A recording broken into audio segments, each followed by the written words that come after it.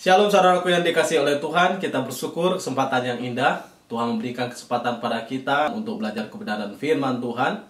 Kali ini kita membahas satu topik yang sangat indah, bahagia dalam penderitaan. Dari Yakobus pasal yang pertama, ayat 1 sampai dengan ayat yang ke-8. Kita membaca bagian firman Tuhan ini. Salam dari Yakobus, hamba Allah dan Tuhan Yesus Kristus kepada ke-12 suku di perantauan. Saudara-saudaraku, anggaplah sebagai suatu kebahagiaan apabila kamu jatuh ke dalam berbagai-bagai pencobaan. Sebab kamu tahu bahwa ujian terhadap imanmu itu menghasilkan ketekunan. Dan biarkanlah ketekunan itu memperoleh buah yang matang, supaya kamu menjadi sempurna dan utuh dan tak kekurangan suatu apapun. Tetapi apabila di antara kamu ada yang kekurangan hikmat, hendaklah ia memintakannya kepada Allah, yang memberikan kepada semua orang dengan murah hati dan dengan tidak membangkit-bangkit. Maka hal itu akan diberikan kepadanya.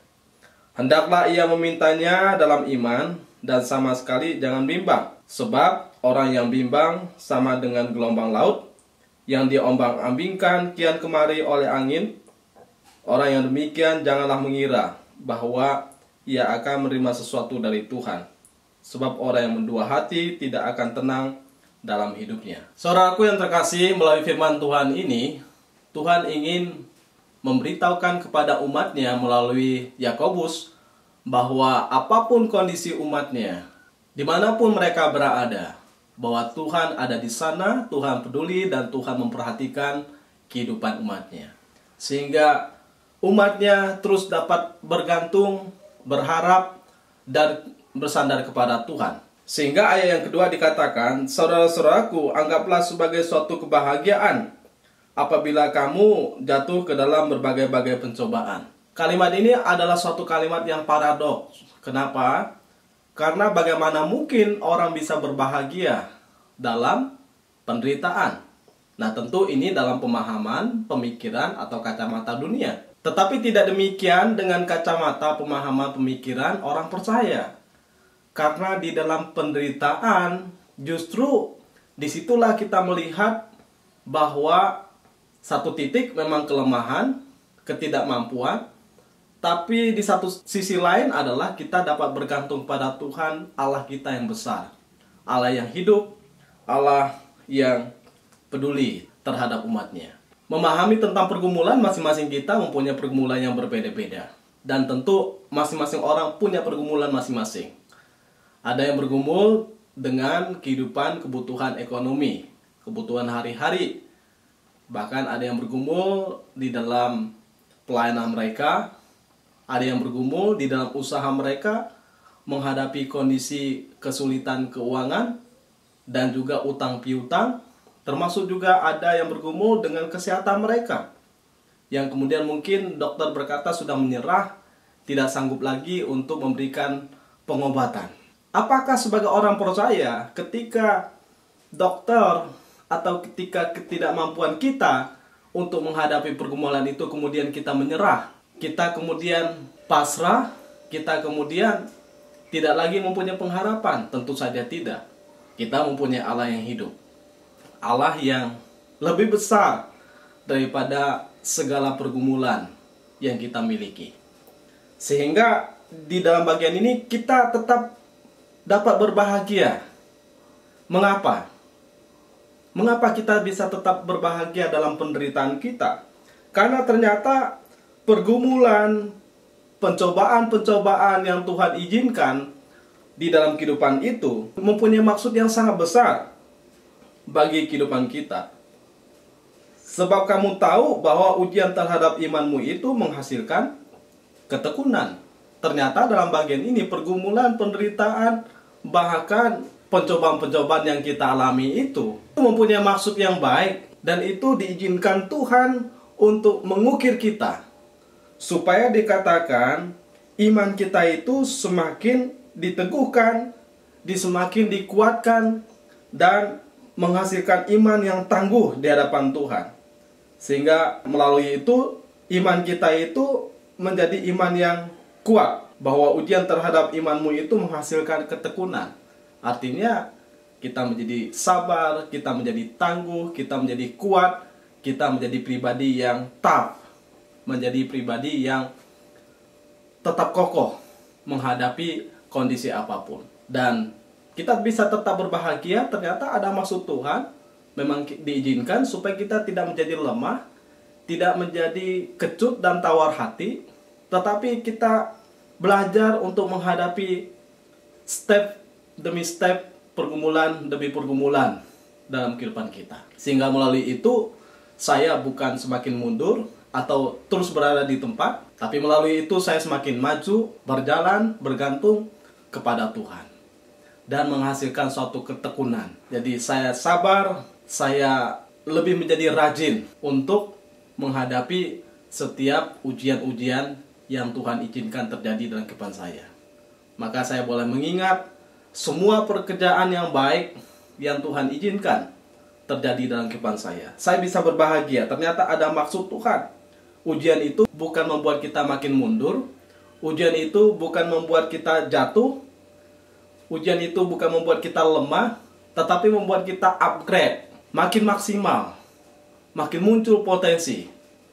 Itu sama seperti sesuatu yang ditekan, kita bukan makin tertekan, ngepres ke bawah, tetapi kita makin tinggi dan kemudian kita makin maksimal dalam kehidupan kita.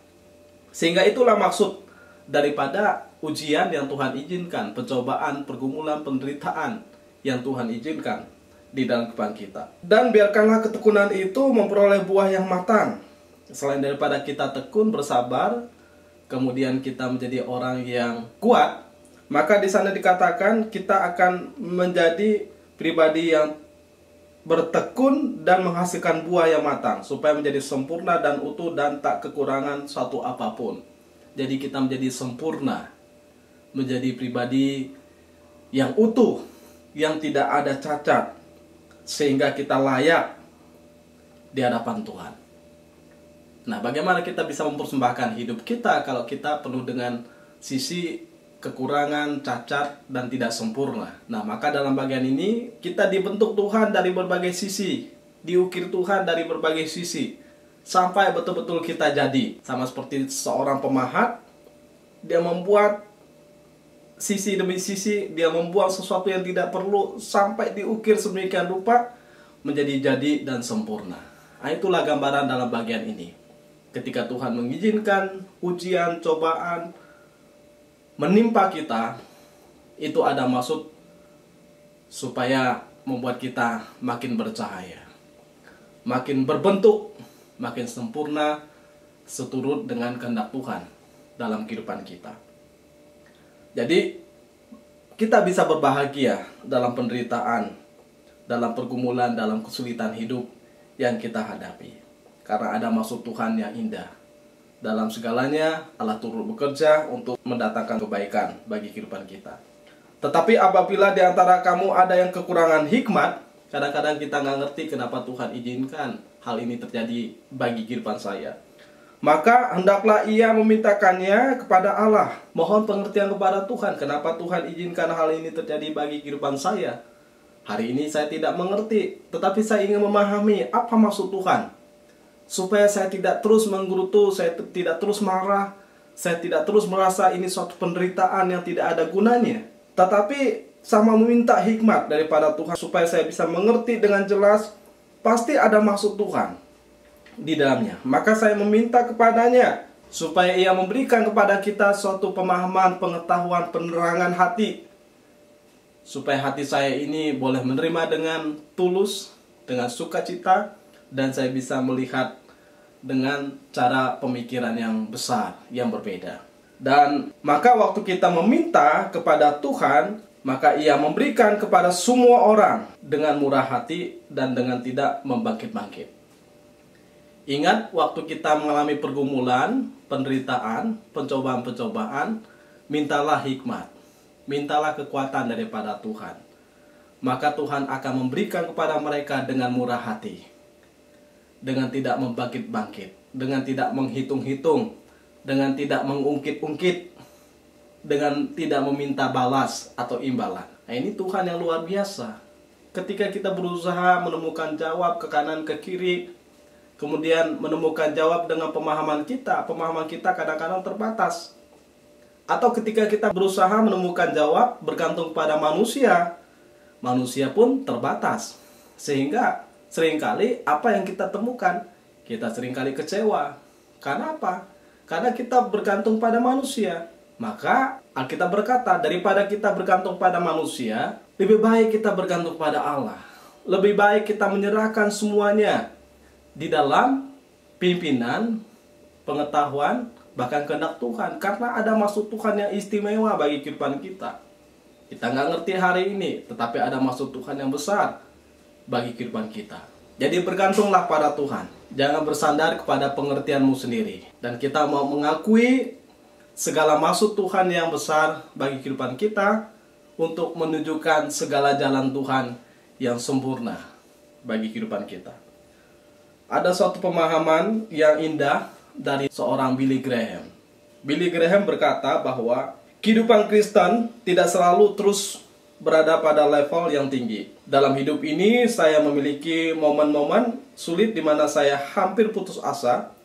Pada saat itu terjadi, saya selalu berdoa kepada Allah dengan mencucurkan air mata dan menyampaikan permohonan sederhana, Tuhan, ampunilah aku. Tuhan, tolonglah aku. Jadi kadang-kadang kita nggak selalu berada pada level yang tinggi. Ada satu titik yang rendah yang tidak kita mengerti, yang kita sangat bergumul, yang sangat perlu bantuan Tuhan. Sehingga izinkan Tuhan untuk menjawab pergumulan kita. Izinkan Tuhan untuk menolong kita. Dan bawa hidup kita untuk bergantung pada Tuhan. Dan banyak sekali hal-hal yang tidak bisa kita jawab dengan pemahaman kita yang terbatas ini.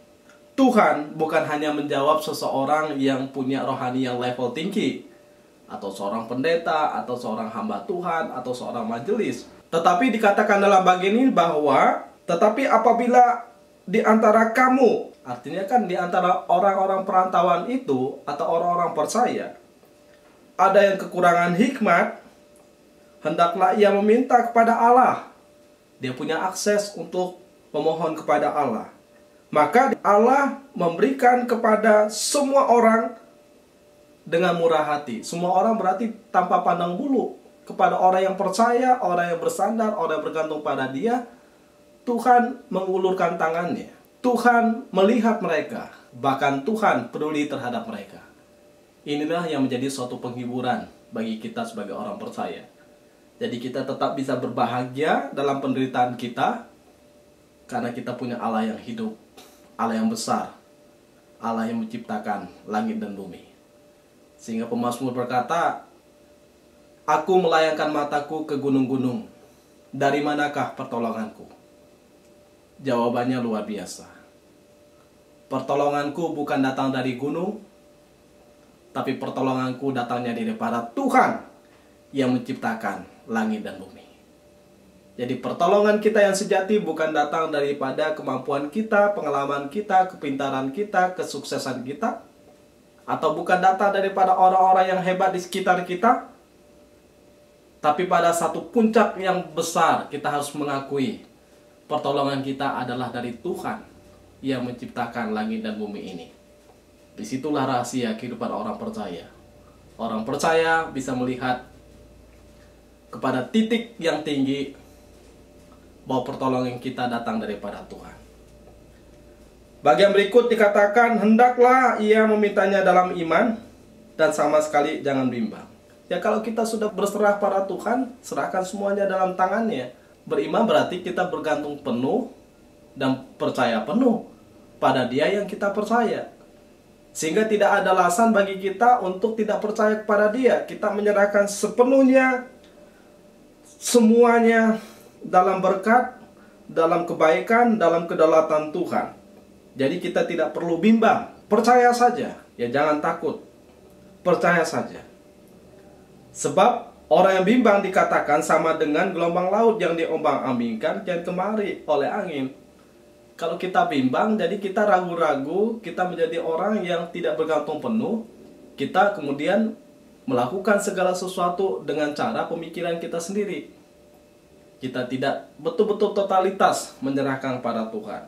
Nah, seharusnya kita serahkan semuanya dalam kehendak kerelaan, ketetapan Tuhan yang pasti bijaksana di dalam segala jawab dan caranya bagi kehidupan kita. Orang yang demikian janganlah mengira bahwa ia akan menerima sesuatu dari Tuhan.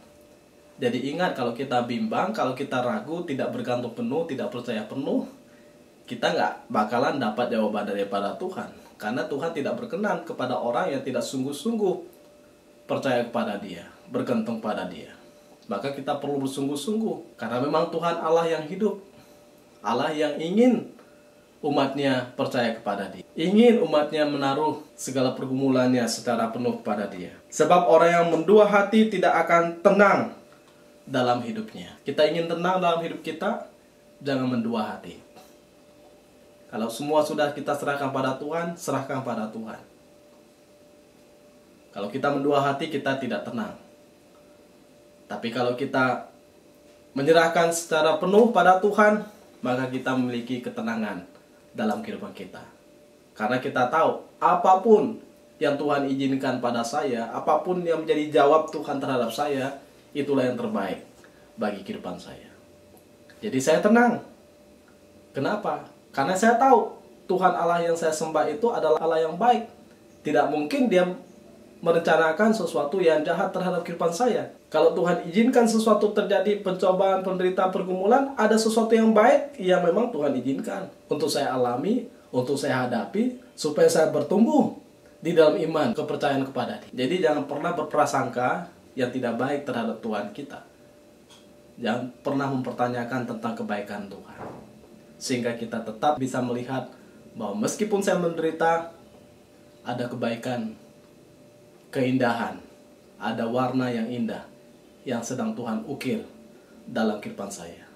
Nah, itulah yang terjadi pada Fanny Crosby. Meskipun dia buta, dia bisa berbahagia. Kenapa? Karena dia lihat Tuhan mengukir kehidupan dia dengan maksud yang sangat indah. Sehingga Fanny boleh menciptakan 8.000 lagu. Kemudian Fanny berkata dalam satu pujian yang dinyanyikan, "Ku berbahagia yakin teguh, Yesus abadi kepunyaanku." Jadi dia dapat berbahagia dalam penderitaannya. Kenapa?